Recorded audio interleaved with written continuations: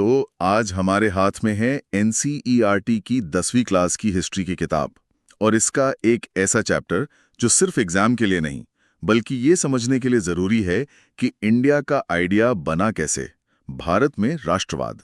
बिल्कुल, ये चैप्टर सिर्फ तारीखों और घटनाओं की लिस्ट नहीं है। ये उस सवाल का जवाब ढूंढने की कोशिश है कि कैसे एक इतना बड़ा और अलग-अलग रियासतों, भाषाओं और धर्मों में बटा हुआ सबकॉन्टिनेंट खुद को एक राष्ट्र, एक हम की तरह देखने लगा। सही बात है। और इसकी कहानी शुरू होती है 1920 के दशक के आसपास, लेकिन इसकी जमीन तैयार की एक बहुत बड़ी आलमी घटना ने, पहला विश्व युद्ध। अजीब लगता है कि यूरोप में हुई एक लड़ाई ने भारत में राष्ट्रवाद की आग को और कैसे भड़का दिया। अजीब जरूर लगता है, पर इसका सीधा कनेक्शन है। 1914 में जब ये युद्ध शुरू हुआ तो भारत पर राज करने वाली ब्रिटिश सरकार भी इसमें शामिल थी, और युद्ध लड़ने के लिए चाहिए पैसा और सैनिक, और उसका बोझ उन्होंने भारतीयों पर डाल दिया होगा। सीधे सीधे।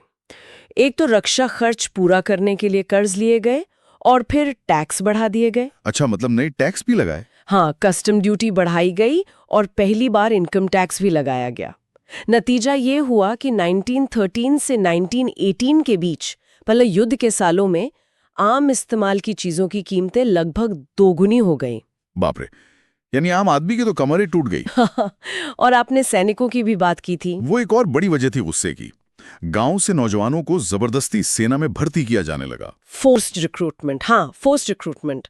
अब सोचिए, किसी गांव से किसी को जबरदस्ती उठाकर यूरोप के मोर्चे पर लड़ने भेज दिया जाए तो वहां के लोगों के मन में ब्रिटिश राज के लिए क्या भावना होगी? जाहिर है, गुस्सा और नाराजगी। और मैंने पढ़ा है कि इसी दौरान मतलब हालात और खराब हुए, फसलें भी खराब हुई और एक भयानक महामारी भी फैली। हाँ, 1918-19 और 1920-21 में देश के कई हिस्सों में अकाल पड़ा और ठीक उसी समय इन्फ्लुएंजा की महामारी फैल गई। एक अनुमान के मुताबिक अकाल और महामारी की वजह से करीब 120 से 130 लाख लोग मारे गए। बाप रे, ये तो बहुत बड़ा आंकड़ा है। बहुत बड़ा। लोगों को उम्मीद थी कि शायद युद्ध खत्म होगा तो मुश्किलें कम होंगी, पर ऐसा कुछ हुआ नहीं। इस भयंकर निराशा और गुस्से के माहौल में भारत को एक नए रास्ते की तलाश थी। और यहीं पर जनवरी 1915 में महात्मा गांधी की एंट्री होती है। वो दक्षिण अफ्रीका से भारत लौटे, लेकिन वो अकेले नहीं आए। अपने साथ संघर्ष का एक बिल्कुल नया तरीका, एक नया दर्शन लेकर आए, सत्याग्रह। सत्याग्रह का आइडिया बहुत गहरा है। इसका मूल आधार है सत्य की शक्ति। गांधी जी का मानना था कि अगर आपका मकसद सच्चा है, अगर आप अन्याय के खिलाफ लड़ रहे हैं, तो आपको सामने वाले से लड़ने के लिए शारीरिक बल की जरूरत नहीं है। यानी आप बिना हिंसा के सिर्फ अपनी सच्चाई और नैतिक बल के दम पर अत्याचारी को झुका सकते हैं। बिल्कुल। सत्याग्रह का मकसद दुश्मन को खत्म करना नहीं, बल्कि उसकी अंतरात्मा को जगाना है। उसे ये एहसास दिलाना है कि वो गलत है। गांधी जी को विश्वास था कि अहिंसा का यही धर्म सभी भारतीयों को एक सूत्र में पिरो सकता है। भारत आने के बाद उन्होंने इस आइडिया को सीधे राष्ट्रीय स्तर पर लागू नहीं किया। ऐसा लगता है जैसे उन्होंने पहले से छोटे पैमाने पर परखा। चंपारण, खेड़ा, अहमदाबाद, ये एक तरह से सत्याग्रह के पायलट प्रोजेक्ट थे। बहुत अच्छा पॉइंट है। ये उनके लिए भारत को समझने का एक तरीका भी था। 1917 में वो बिहार के चंपारण गए। वहां अंग्रेज बागान मालिक किसानों से जबरदस्ती नील की खेती करवाते थे। बहुत ही दमनकारी व्यवस्था थी। अच्छा। गांधी जी ने किसानों को एकजुट किया और सत्याग्रह के रास्ते पर चलकर उनके लिए जीत हासिल की। फिर उसी साल वो गुजरात के खेड़ा पहुंचे। जहां तक मुझे याद है, वहां फसल खराब होने की वजह से किसान लगान नहीं चुका पा रहे थे। हाँ, और सरकार मानने को तैयार नहीं थी। वहां भी गांधी जी के सत्याग्रह के कारण सरकार को झुकना पड़ा और लगान वसूली में ढील देनी पड़ी। और फिर 1918 में अहमदाबाद के सूती कपड़ा मिल के मजदूरों के हक के लिए उन्होंने सत्याग्रह किया। तो इन 3 सफलताओं ने गांधी जी को भारत के आम लोगों से जोड़ दिया। उन्होंने साबित कर दिया कि उनका तरीका जमीन पर काम करता है। हाँ, और अब स्टेज तैयार था एक स्थानीय नेता से राष्ट्रीय नेता बनने का। और ब्रिटिश सरकार ने रॉलेट एक्ट लाकर उन्हें ये मौका दे दिया। बिल्कुल। इन छोटी जीतों से जो आत्मविश्वास आया था, उसे लेकर गांधी जी ने 1919 में रॉलेट एक्ट के खिलाफ एक राष्ट्रव्यापी सत्याग्रह का ऐलान किया। ये कानून बहुत ही खतरनाक था। खतरनाक कैसे? मतलब इसमें क्या था ऐसा? देखिए, ये कानून भारतीय सदस्यों के विरोध के बावजूद पास किया गया था। इसने सरकार को बेहिसाब ताकत दे दी थी। वो किसी भी राजनीतिक गतिविधि को कुचल सकती थी और किसी को भी जेल में डाल सकती थी। हाँ, किसी भी भारतीय को बिना मुकदमा चलाए 2 साल के लिए जेल में डाल सकती थी। ये सीधे सीधे लोगों के नागरिक अधिकारों पर हमला था। और इसी के विरोध में शांतिपूर्ण प्रदर्शन हो रहे थे। जब 13 अप्रैल 1919 को अमृतसर में जलियांवाला बाग की वो भयानक घटना हुई। वो भारतीय इतिहास का एक काला दिन था। बैसाखी का दिन था। बाग में बहुत से लोग सरकार के इसी कानून का विरोध करने इकट्ठा हुए थे। लेकिन बहुत से लोग ऐसे भी थे जो आसपास के गांवों से परिवार के साथ सिर्फ बैसाखी का मेला देखने आए थे। उन्हें तो पता भी नहीं होगा कि शहर में मार्शल लॉ लगा हुआ है। बिल्कुल नहीं पता था। और तब जनरल डायर अपनी टुकड़ी के साथ वहां पहुंचा। बाग से बाहर निकलने का जो एकमात्र रास्ता था उसे बंद कर दिया और बिना किसी चेतावनी के निहत्ती भीड़ पर गोलियां चलाने का हुक्म दे दिया। उसका मकसद क्या था? उसका मकसद सिर्फ भीड़ को हटाना नहीं था। उसने बाद में खुद कहा था कि वो सत्याग्रहियों के मन में आतंक और भय की भावना पैदा करना चाहता था। सैकड़ों लोग मारे गए। ये सिर्फ लोगों की मौत नहीं थी, ये एक भरोसे का कत्ल था। इस एक घटना ने हजारों भारतीयों को यकीन दिला दिया कि ब्रिटिश राज से न्याय की उम्मीद करना बेकार है। इस घटना के बाद तो जाहिर है हिंसा भड़क उठी होगी और गांधी जी ने सत्याग्रह वापस ले लिया। उन्हें शायद एहसास हुआ कि एक बड़े आंदोलन के लिए अभी और तैयारी की जरूरत है। और सबसे जरूरी, हिंदू और मुसलमानों को एक साथ लाने की जरूरत है। अच्छा, और यहीं पर खिलाफत का मुद्दा सामने आया। हाँ, उन्हें वो एक अवसर की तरह दिखा। पहले विश्व युद्ध में तुर्की हार गया था और तुर्की के सुल्तान को पूरी इस्लामी दुनिया अपना आध्यात्मिक नेता यानी खलीफा मानती थी। अफवाह थी कि अंग्रेज उन पर एक बहुत अपमानजनक संधि थोपने वाले हैं। तो दुनिया भर के मुसलमानों में गुस्सा था और भारत में भी। बिल्कुल। भारत में खलीफा की शक्तियों की रक्षा के लिए मोहम्मद अली और शौकत अली जैसे नेताओं ने एक खिलाफत कमेटी बनाई। गांधी जी ने इसे हिंदू मुस्लिम एकता के लिए एक सुनहरा मौका माना। उन्होंने कांग्रेस को मनाया कि खिलाफत का समर्थन किया जाए। हाँ, उन्होंने समझाया कि अगर हम खिलाफत के मुद्दे पर मुसलमानों का साथ दें तो स्वराज के लिए एक बड़ा एकजुट आंदोलन खड़ा कर सकते हैं। और इसी सोच से असहयोग आंदोलन का जन्म हुआ। नाम ही बहुत कुछ कहता है, असहयोग। ये गांधी जी की रणनीति का सार था।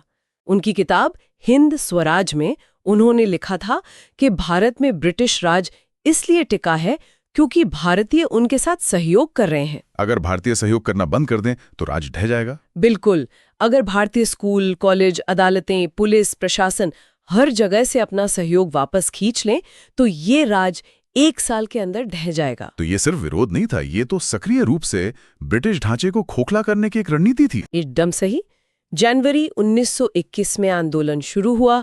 हजारों छात्रों ने स्कूल कॉलेज छोड़े, वकीलों ने अदालतें छोड़ी, लोगों ने सरकारी उपाधियां लौटा दी। विदेशी कपड़ों का भी बहिष्कार हुआ। हाँ, उनकी होली जलाई गई। पूरे देश में एक अभूतपूर्व उत्साह था। लेकिन ये आंदोलन भी अपने चरम पर पहुंचने से पहले ही रोक दिया गया।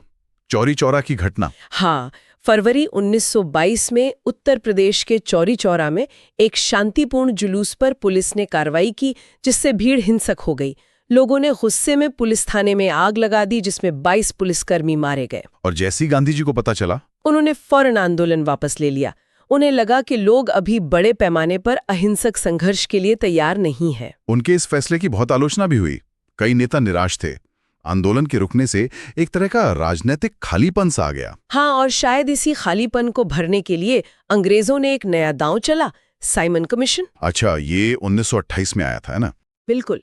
1928 में सर जॉन साइमन की अध्यक्षता में एक कमीशन भारत आया। इसका काम था भारत के संवैधानिक सुधारों की जांच करना। कागज पर तो ये अच्छा लगता है, लेकिन इसमें एक बहुत बड़ी समस्या थी कि इसमें एक भी भारतीय सदस्य नहीं था। वही बात, भारत के भविष्य का फैसला करने वाले कमीशन में एक भी भारतीय नहीं।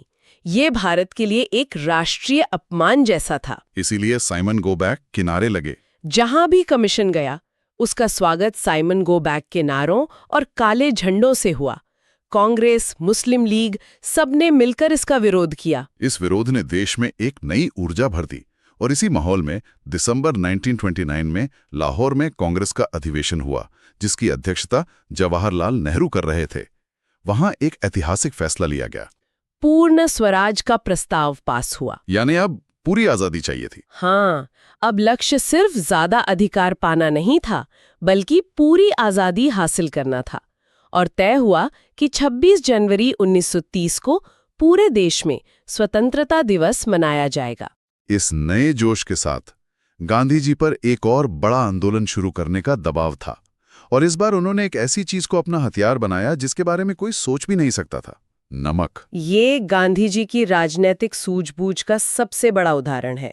नमक एक ऐसी चीज है जो अमीर, गरीब, हिंदू, मुसलमान हर कोई इस्तेमाल करता है। और उस पर टैक्स था। उस पर ब्रिटिश सरकार ने टैक्स लगा रखा था और नमक बनाने का अधिकार भी सिर्फ सरकार को था। गांधी जी ने इसे ब्रिटिश शासन का सबसे दमनकारी चेहरा बताया। उन्होंने वाइसरॉय इरविन को एक चिट्ठी लिखी। हाँ, जिसमें 11 मांगे थी और सबसे ऊपर थी नमक कर खत्म करने की मांग। जब वाइसरॉय ने बात नहीं मानी तो गांधी जी ने अपनी सबसे प्रसिद्ध यात्रा शुरू की, दांडी मार्च। दांडी मार्च। 12 मार्च 1930 को गांधी जी अपने 78 वॉलंटियर्स के साथ साबरमती आश्रम से निकले। मंजिल थी 240 मील दूर, समुद्र के किनारे बसा दांडी गांव। ये तो बहुत लंबी यात्रा थी। रास्ते में हजारों लोग उन्हें देखने और सुनने के लिए जमा होते थे। इस यात्रा ने पूरे देश का ध्यान खींच लिया। और 6 अप्रैल को दांडी पहुंचकर उन्होंने समुद्र का पानी उबालकर नमक बनाया। वो सिर्फ एक मुट्ठी नमक नहीं था, वो ब्रिटिश कानून की अवज्ञा का, उसे तोड़ने का प्रतीक था। और यहीं से सविनय अवज्ञा आंदोलन की शुरुआत हुई। बिल्कुल, इस बार लोगों से सिर्फ असहयोग करने के लिए नहीं, बल्कि औपनिवेशिक कानूनों को तोड़ने के लिए कहा गया। देश भर में लोगों ने नमक कानून तोड़ा, विदेशी कपड़ों का बहिष्कार किया, किसानों ने लगान देने से मना कर दिया। ये दिलचस्प है कि इस आंदोलन में समाज के अलग अलग तबकों ने हिस्सा तो लिया, लेकिन जैसा कि एनसीईआरटी की किताब बताती है, सबके लिए स्वराज का मतलब एक नहीं था। और ये समझना बहुत जरूरी है, जैसे गुजरात के पाटीदार और यूपी के जाट जैसे अमीर किसान इसमें शामिल हुए, क्योंकि व्यापार में मंदी से उनकी फसल की कीमतें गिर गई थीं और वो सरकारी लगान चुका नहीं पा रहे थे। तो उनके लिए स्वराज का मतलब था लगान से छुटकारा। बिल्कुल। वहीं जो बड़े व्यापारी और उद्योगपति थे, वे उन सरकारी नीतियों से परेशान थे जो उनके व्यापार में रुकावट डालती थी। उनके लिए स्वराज का मतलब था एक ऐसा माहौल जहां वो बिना किसी रोक टोक के व्यापार कर सकें। एकदम सही। महिलाओं ने भी इस आंदोलन में बड़े पैमाने पर हिस्सा लिया, धरने दिए, जेल गईं। लेकिन उनके लिए स्वराज का मतलब घर की 4 दीवारी से बाहर निकलकर सार्वजनिक जीवन में अपनी जगह बनाना भी था। तो मतलब नारा एक था, स्वराज, लेकिन उसके पीछे की उम्मीदें और आकांक्षाएं बहुत अलग अलग थीं। हाँ, और ये एक तरह की नाजुक एकता थी। ये राष्ट्रवाद की इस लहर की कुछ सीमाएं भी थीं। ये समाज के हर तबके तक एक जैसी नहीं पहुंची। जैसे दलितों का मुद्दा। हाँ, डॉक्टर BR अम्बेडकर का मानना था कि दलितों को सामाजिक न्याय तभी मिलेगा जब उन्हें राजनीतिक ताकत मिलेगी। इसलिए वो उनके लिए अलग निर्वाचन क्षेत्रों की मांग कर रहे थे। जबकि गांधी जी को लगता था कि इससे दलित समाज की मुख्य धारा से और भी अलग थलग पड़ जाएगा। हाँ, इस पे दोनों महान नेताओं में गहरा मतभेद था। आखिर में 1932 में पूना पैक्ट हुआ, जिसमें दलितों के लिए अलग निर्वाचन क्षेत्र की बजाय आरक्षित सीटें देने पर सहमति बनी। और इसी तरह मुस्लिम समुदाय का एक बड़ा हिस्सा भी कांग्रेस से कटा हुआ महसूस करने लगा था। बिल्कुल। खिलाफत आंदोलन के खत्म होने के बाद ये दूरी बढ़ने लगी थी, जिससे सविनय अवज्ञा आंदोलन में उनकी भागीदारी कम रही। तो ये राजनीतिक लड़ाइयों के साथ साथ एक और चीज भी हो रही थी। वो थी सांस्कृतिक स्तर पर एक राष्ट्र की कल्पना को गढ़ना। आखिर लोगों को ये महसूस कैसे कराया जाए कि वो सब एक हैं। ये बहुत महत्वपूर्ण पहलू है। राष्ट्र सिर्फ राजनीतिक संघर्ष से नहीं बनता, वो कहानियों, गीतों, तस्वीरों और प्रतीकों से बनता है। जैसे भारत माता की छवि, बंकिम चंद्र चट्टोपाध्याय का वंदे मातरम। हाँ, पहले वो गीत आया और फिर अवनींद्रनाथ टैगोर ने भारत माता की वो प्रसिद्ध पेंटिंग बनाई, जिसमें वो एक सन्यासिनी की तरह शांत, गंभीर और आध्यात्मिक दिखती हैं। इस तस्वीर ने एक अमूर्त विचार को एक ठोस रूप दे दिया। और झंडे की भी बहुत बड़ी भूमिका थी। बिल्कुल। स्वदेशी आंदोलन में एक तिरंगा था। फिर 1921 तक गांधी जी ने स्वराज ध्वज तैयार कर लिया था, लाल, हरा और सफेद, जिसके बीच में चरखा था। चरखा जो आत्मनिर्भरता का प्रतीक था। हाँ, जुलूस में उस झंडे को लेकर चलना ब्रिटिश शासन के खिलाफ अवज्ञा का सीधा संकेत बन गया। इसके अलावा राष्ट्रवादियों ने लोक कथाओं को इकट्ठा करना शुरू किया, इतिहास को दोबारा लिखा। वो ये बताने की कोशिश कर रहे थे कि हमारा अतीत गौरवशाली था। ये सब मिलकर लोगों के मन में एक साझा अपनेपन का भाव पैदा कर रहे थे। तो कुल मिलाकर ये एक सीधी सरल कहानी नहीं है। ये एक जटिल प्रक्रिया थी जिसमें राजनीतिक संघर्ष, सांस्कृतिक कल्पना, अलग-अलग समूहों की अपनी-अपनी उम्मीदें और कभी-कभी उनके आपसी टकराव भी शामिल थे। बिल्कुल। कांग्रेस ने गांधी जी के नेतृत्व में इन सभी अलग-अलग आवाजों को एक मंच पर लाने की कोशिश की, ताकि एक साझा दुश्मन के खिलाफ एक संगठित आंदोलन खड़ा किया जा सके। ये आसान नहीं था और इसमें कई अंतर्विरोध भी थे। आज की इस चर्चा से ये तो साफ है कि भारत का स्वतंत्रता संग्राम सिर्फ अंग्रेजों को भगाने की लड़ाई नहीं थी। ये खुद को एक राष्ट्र के